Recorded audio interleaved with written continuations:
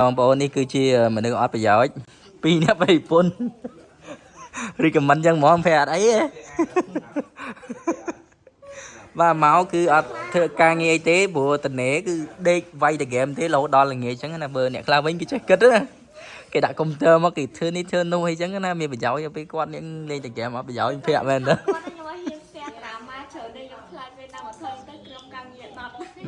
ឡូវពុកដុតទេទេនេះ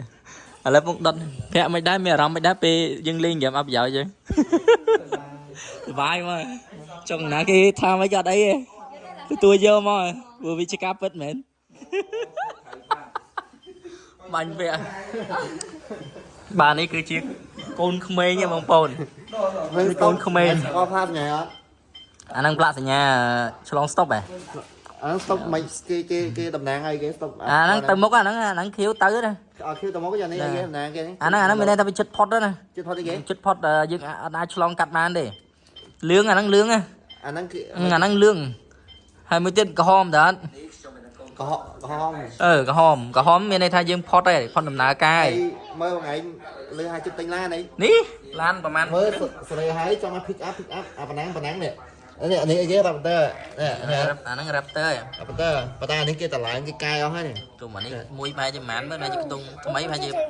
80000ណាហ្នឹងដៃសុទ្ធនឹងដៃសុទ្ធនេះទៅឡានដៃសុទ្ធនឹងឯងលើថាឈីនីចង់អីទៀតកាមេរ៉ាមែនចង់កាមេរ៉ាអាហ្នឹងមិនអានេះកាមេរ៉ាអានេះមែនអានេះប្រភេទពួក BM អីពួកអីថាមកអានេះ sport ដែរណែបងប្អូនទៅការឡាននេះអាច order បាន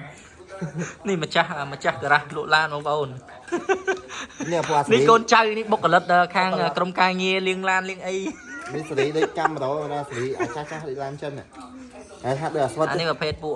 super car ហ្នឹងលឿនបាទបងប្អូននេះអន់ចិត្តទៀតដេកអង្គុយគិតមើលថាអើយអញគួរថាយកកុំព្យូទ័រមកល្អជាងបើគេមកថតវីដេអូអញចឹងលេងហ្គេមវាអត់ប្រយោជន៍មែនពេលគេនិយាយទៅហ៊ានតមកប្រាក់អូ